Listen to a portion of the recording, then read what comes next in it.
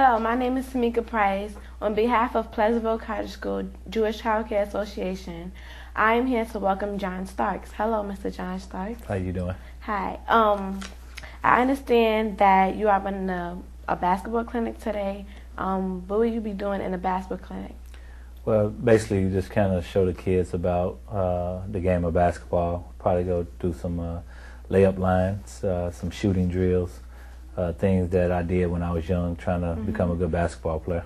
I understand that you came from a difficult background. You lived with your grandmother and your mother. How did that feel?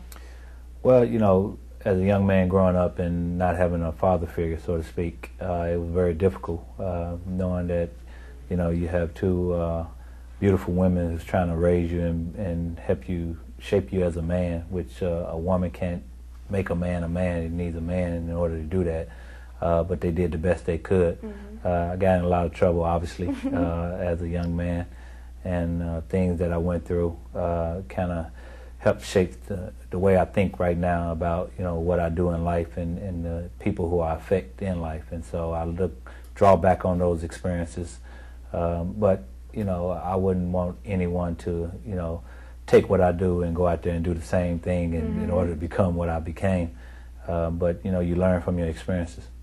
Around your neighborhood was a lot of drama going on. How did you get around that? How would you overcome that? Well, I wouldn't say that I overcame every last thing, but basketball was always a focal point of mine. And so when guys used to go out and do things, you know, if I didn't be a part of it, I would go play basketball. So that kind of kept me out of a lot of trouble that I could have got into. And a lot of my friends that I hung out with, a lot of them either ended up dead or they was in jail or they, you know, not doing anything in life right now. And so, like I said, I made a conscious effort to change that part of my life. Okay. Your former coach, Mr. Riley, said he wanted you in his foxhole. Who would you want in your foxhole? I would want my brother in my foxhole.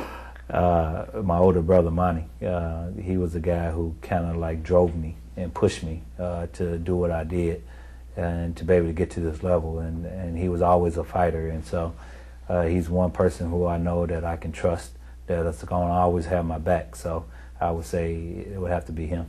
Okay. What kind of relationship did you have with your brother? Was y'all really close? Yeah, we were very close. You know, like I say, we grew up and he was the main person who I tried to be like when I grew up, because he was tough, and you know, he used to, you know, push me as far as he could push me, where I'm like just stomping mad, where I want to fight him, knowing that I couldn't beat him, but you know, but he just like pushed that competitive button in me to, you know, go out there and no matter who I play against, go out there and just, you know, play as hard as you could, you know. So I felt if I could beat him, I could beat anybody.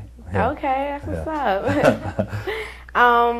You coming from, like, you have a successful career. What made you give back to the children? Well, I think it's just, like I say, my background and what I've been through as a young man, and knowing that, you know, there's other kids out there going through the same situation. And so, you know, I've been very fortunate and very blessed to be put in a situation where I can help and give back. And I think, you know, I just draw on what I went through as a young man, and knowing that, you know, there's other people out there that need the same opportunity that I needed coming up. And so what it gives me the opportunity to do, I formed a foundation back in '94, gives me opportunity to give back to the young people and give them scholarships where they can go off to school.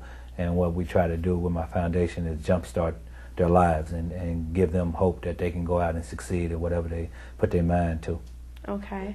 What are some of the criteria that they have to meet? Well, you have to have obviously a good grade point average, like 3.0 grade point average, and you know, you have to have, from a financial standpoint, you know, be in need of financial assistance. And you know, what we try to do is get young people who's really inspired about education and going off to school and truly making a difference in other people's lives. So we have them write an essay and just put down the bullet points of what they're doing outside of school, you know, whether they're involved in certain clubs or what have you. Okay, now this foundation, is it a basketball foundation? No, you don't have to play any sports at all. You know, Oh, it's just okay. no. You just have to be a good student and a good person. We don't have that much time.